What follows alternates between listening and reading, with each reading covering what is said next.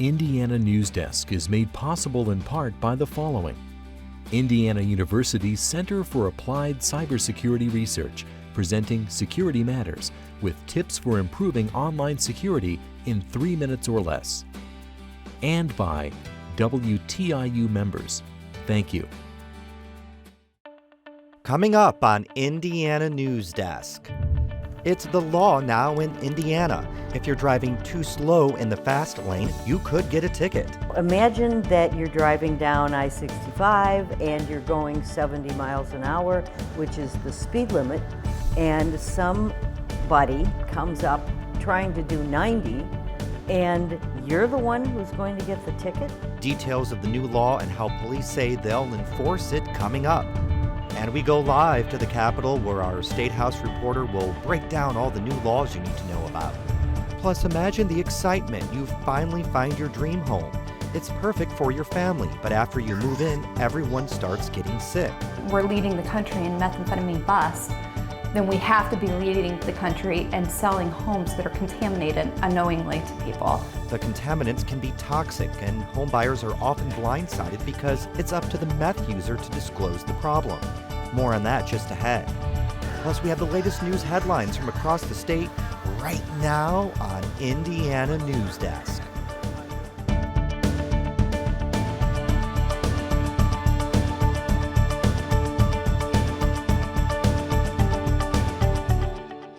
Welcome to Indiana Newsdesk. I'm Joe Wren. Well, just in time for the holiday weekend, a new law is in effect that could make getting to your destination a little easier. The law is designed to target drivers who hold up traffic in the left lane. If they are going under the speed limit and won't let faster drivers around, the slower driver could face a fine of up to $500. But as Sarah Whitmire reports, legal experts say the new law will be nearly impossible to enforce. You've probably been in this situation. You're driving down the highway, going the speed limit, and a car comes up racing behind you. They're coming up. So instead of trying to block that guy or whatever to slow him down or do your part, what you need to do is go ahead and get over and let that person through. They're going to get ticketed for speeding anyway. And if you don't pull over to let that person through, you could get a ticket too. If you're in the left lane, you need to be passing or overtaking a vehicle. If you're not, then you need to be back in the right lane. Indiana's new law is intended to make roads safer and keep traffic flowing. You've probably seen the signs, keep right except to pass. Indiana State Police Sergeant Kurt Durnall says the new law just gives teeth to that existing statute. There's 2 lanes there for a reason, and it's for the flow of traffic. And I've talked to an engineer, a highway engineer, about that, and what his example was to me is if we wanted people just to stay at the same speed the entire time and nobody move like this, we would just have 1 lane. Nick Sela drives State Route 37 to Indianapolis a lot, and he says traffic jams are a usual occurrence because one slow driver can grind things to a halt. It's not a 3-lane highway, so usually the trucks have to stay in the right lane because they have to go the speed limit. And since the posted speed limit's 70, that means realistically you can go 78 or 79 and not get pulled over. So when people go somewhere in between there, it's usually a problem. The law applies to drivers who, quote, reasonably know a car behind them is trying to pass and they still don't get over.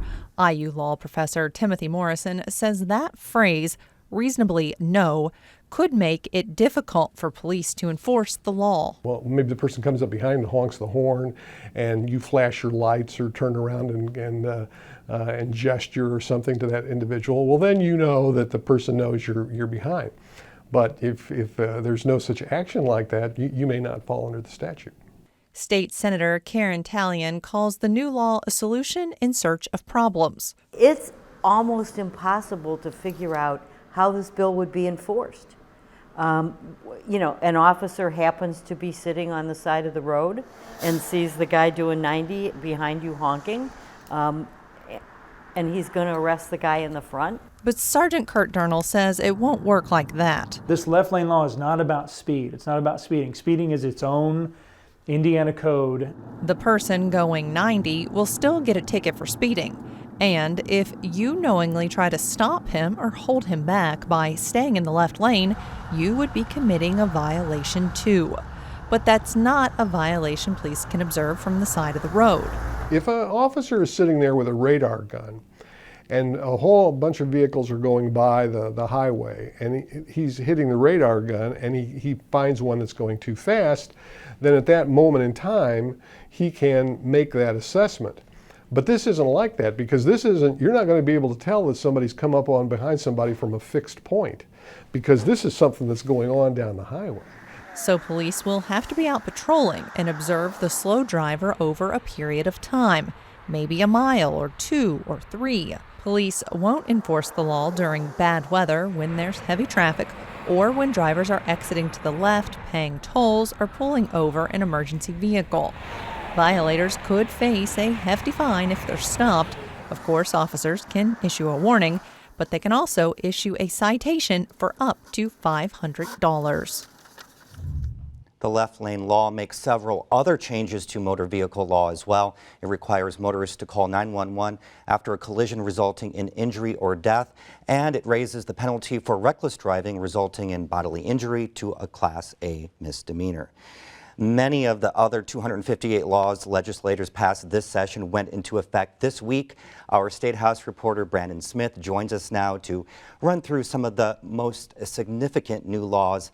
Hi, Brandon. First off, the budget. It's $31 billion. What will Hoosiers notice most about that 2-year spending plan?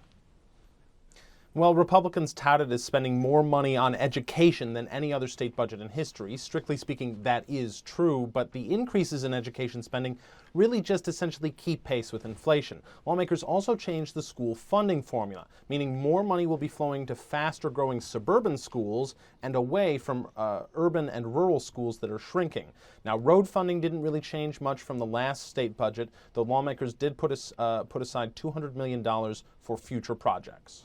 Gaming was another hot topic this session, Brandon. After much debate, lawmakers did pass legislation that aimed at helping casinos that have seen their profits fall over the last several years. What are the changes? Well, the biggest one is that riverboats are now allowed to move on land onto the casino's existing footprint. Lawmakers also made a few gaming tax changes, but one provision that didn't make it into the final version from the original legislation is that allowing racinos, the 2 racetrack casinos, to add live dealers. That will have to wait until 2021, when Governor Pence, if reelected, who opposes that, would be out of office. And lawmakers approved restrictions on e-liquids, and that's what's used to create the vapor in e-cigarettes. Attorney General Greg Zoeller asked legislators to consider some pretty tough restrictions on that growing industry. Ultimately, though, he did get some of what he wanted, didn't he? He got some of what he wanted, yeah. E-liquid sellers now have to be permitted by the state. They're going to be subject to some pretty stringent, they would say burdensome, security and safety regulations in terms of packaging and also securing their facilities. But the laws didn't nearly go as far as the AG wanted. For instance, e-cigarettes are not going to be part of the state smoking ban, and they aren't subject to cigarette taxes. Lawmakers really shook up the State Board of Education. They approved a measure that changed the governance of the board, introduced 5 new members. What's the impact? Well, we're already starting to see it. The new board is taking shape, and so far there's been some easing of the tension that had existed on the board, which is what lawmakers were really responding to, what they saw as dysfunction on the state board. But the biggest change is yet to come, and that will be over the leadership of the board. Beginning in 2017, the state board will elect its own chair, someone who's always been automatically the state superintendent. Now, Glenda Ritz and her supporters see that as an attack on her, but because it's after the next election that this will take effect, it's possible she might not be in the role when that change takes place. Legislators voted this session to repeal the common construction wage, which served as a kind of minimum wage on public construction projects. What sort of system is in place now? Well, there's no minimum wage anymore, so the public project bidding system will work largely the same as the private sector bidding system. There are a few more requirements that public sector companies will have to adhere to, including worker training and e-verification of workers' legal status. And finally, Brandon, we have a minute left. The most explosive piece of legislation this session, the Religious Freedom Restoration Act. It prohibits, quote, a governmental entity from substantially burdening a person's exercise of religion. How is that law going to be enforced, and do you think the controversy is over? Well, we've already seen a lawsuit filed that wants to use RFRA as a defense. It's a new law that bars sex offenders of children from churches, essentially, and so the ACLU is going to use RFRA in that case. But of course, the controversy surrounding this law has not gone away. Okay, thank you very much, Brandon. Thanks, Joe. Now for headlines, we go over to Barbara Brozier, who has the latest on this week's top stories. Thanks, Joe. The state Supreme Court will not take up a case related to the 2011 State Fair stage collapse. Jordan Pollitt was one of dozens of people injured in the collapse, but unlike the other victims, Pollitt didn't accept the state's settlement offer. She instead challenged the tort claims cap, which sets the dollar amount for which people can sue the state. It's set at $5 million total per incident, with a maximum of $700,000 per person. The trial and appeals courts both sided against Pollitt and her family, and the state Supreme Court decided Wednesday not to take the case. Pollitt's lawsuit against private companies involved in the stage collapse is ongoing. I-69 will run through Martinsville. The Indiana Department of Transportation narrowed the potential routes from 14 to 5 this week, and all of the finalists will take advantage of existing infrastructure along State Road 37. Each of the 5 routes runs through Martinsville and branches off at different points, connecting to I-70 or I-465 near Indianapolis. INDOT will spend the next several months analyzing each route to determine the potential costs and environmental impacts. We're looking at hard numbers for many different aspects, and to allow for a comparison on cost. Travel time savings, environmental impacts. One major factor they'll have to consider, how quickly will the routes get people from Martinsville to Indy? I-69, not just in Indiana, but on a national scale, is a freight corridor, and so it's important for us to be assessing how quickly we could move freight through the corridor. INDOT will hold several public meetings before recommending a route in 2017. The state is counting on a tax amnesty period this fall to bring in millions of dollars for projects that didn't receive funding during the legislative session. The amnesty period is from September 15th through November 16th. During that time, businesses and individuals can pay past due taxes without facing any penalties, fees, or interest. The state estimates about $500 million in tax debts are eligible for the program.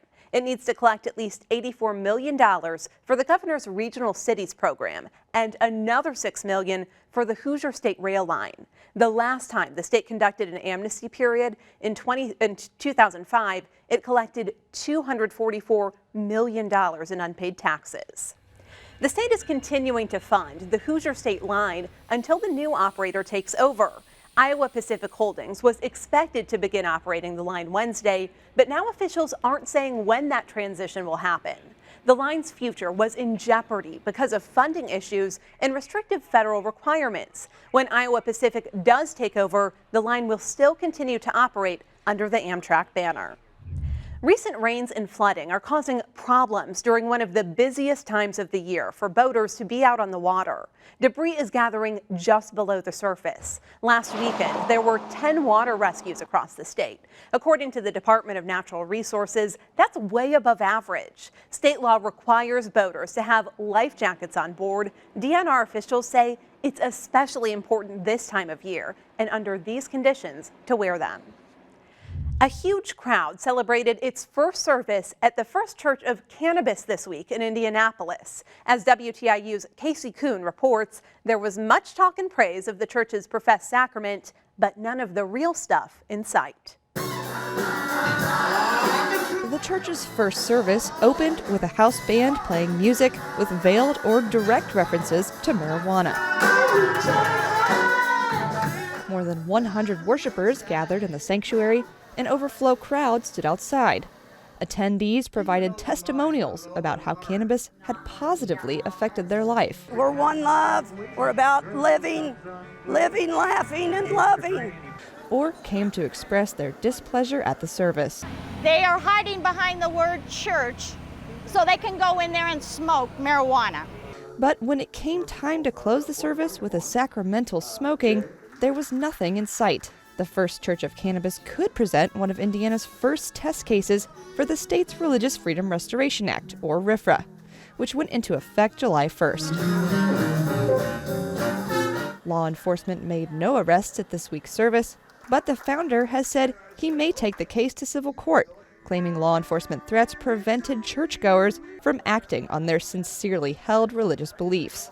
If he pursues his case, he could invoke RFRA as a defense. And Joe, the church's founder has said, hey, if Indiana has RFRA, why not test it to its limits? Okay, thank you, Barbara. Coming up next on Indiana Newsdesk. The Supreme Court sided with Indiana and nearly 24 other states this week when it ruled that the EPA failed to consider the cost of complying with new emissions standards.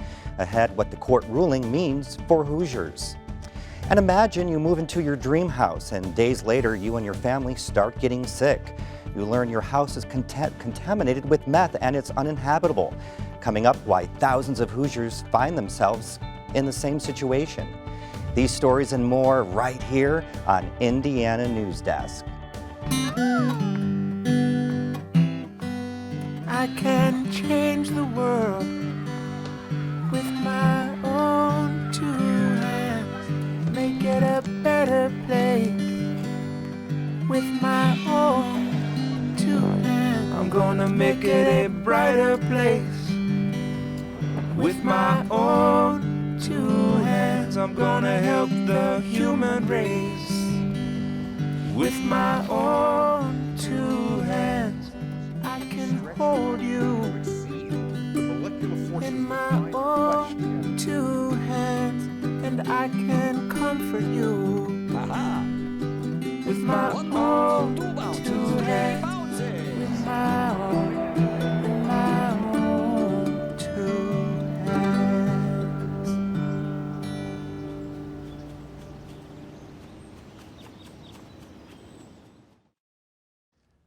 Welcome back to Indiana Newsdesk. The Supreme Court's ruling this week that the Environmental Protection Agency could not impose newly enacted emissions rules on power plants is being called a victory by leaders in Indiana.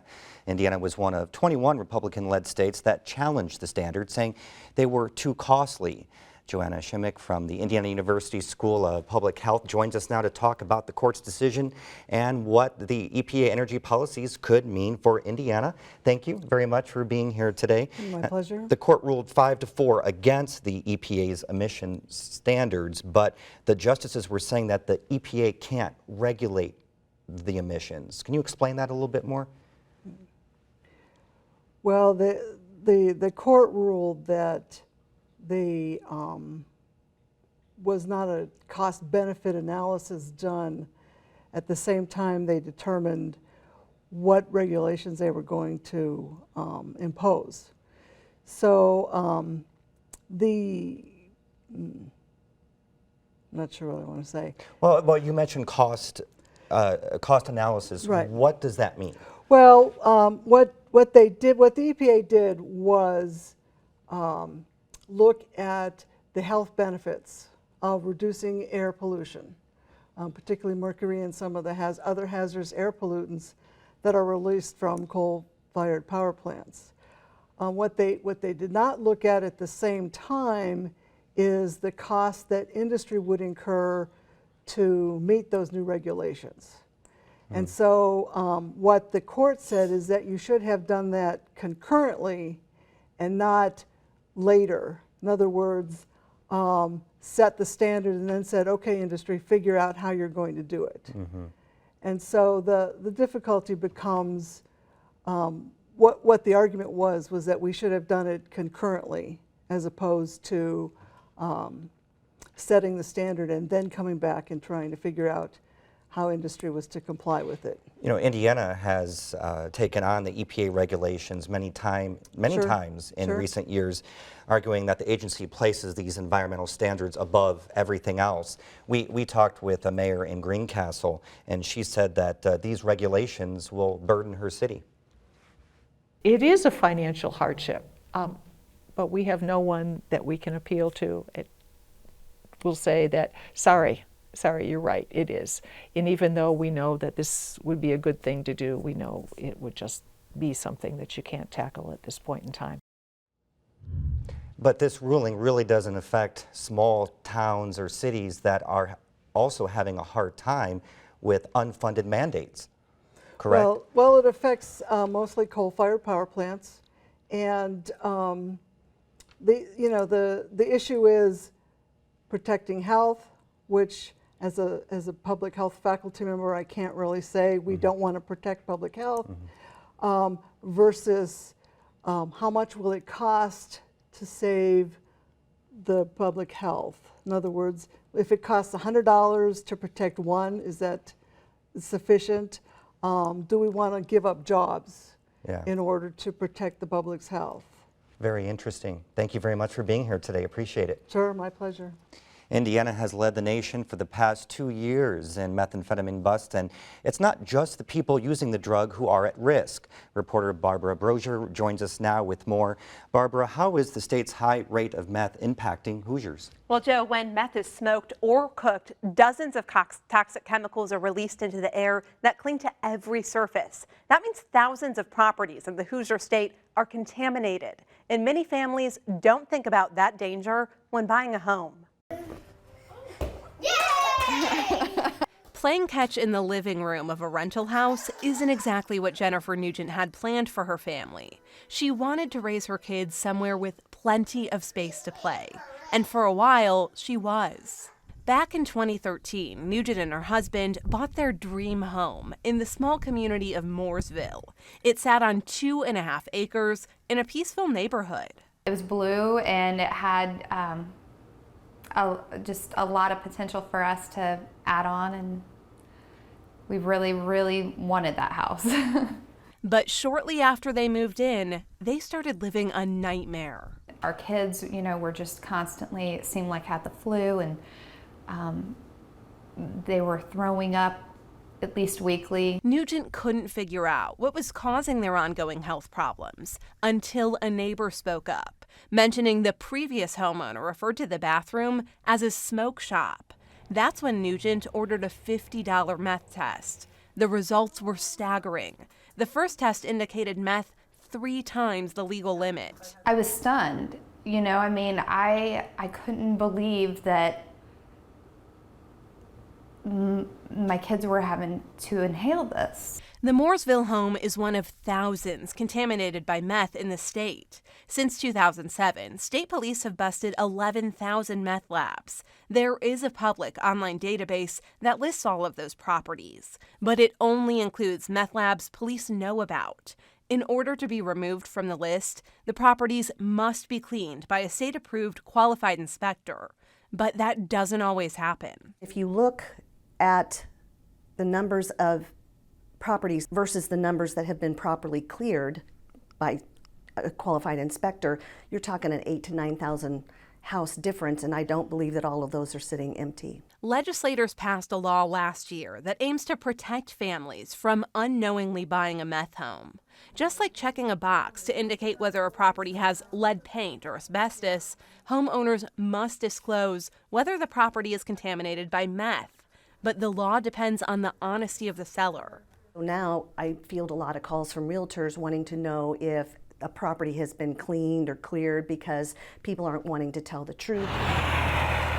Bedford-based Crisis Cleaning performs meth tests and decontaminates homes. It's become their most in-demand service. We've done some $1 million homes, so it's surprising. A lot of people might assume that you're buying a big, beautiful home and there's no way there's meth there, but you'd be shocked. Cleaning those properties can cost up to tens of thousands of dollars, so some people just don't bother. That leaves behind toxic chemicals. There's a lot of risks, particularly for the small children, those with weak immune system, or the elderly, especially small children who might crawl on the ground, put their hands in their mouths.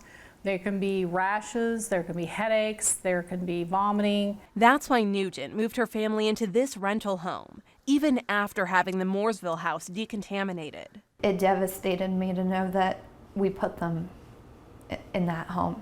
They sold the house, but at a significant loss. A painful ordeal Nugent says could have been avoided if the seller complied with Indiana's disclosure law.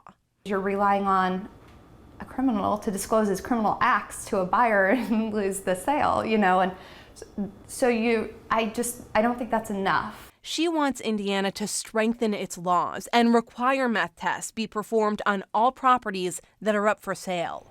It's a $50 test, she says, could save other families from serious health and financial problems. You're already spending hundreds on the inspection. $50 more just guarantees you got a safe home.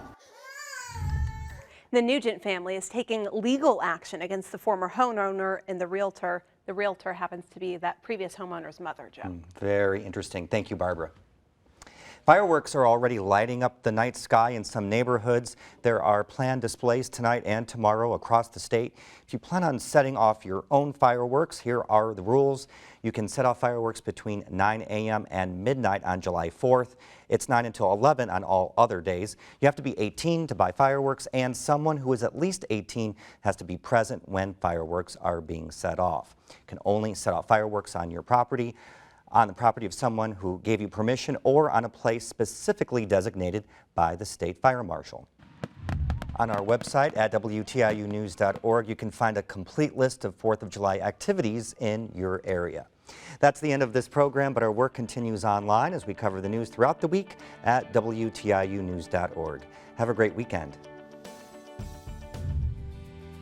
Indiana Newsdesk is made possible in part by the following: Indiana University's Center for Applied Cybersecurity Research, presenting Security Matters with tips for improving online security in 3 minutes or less. And by WTIU members. Thank you.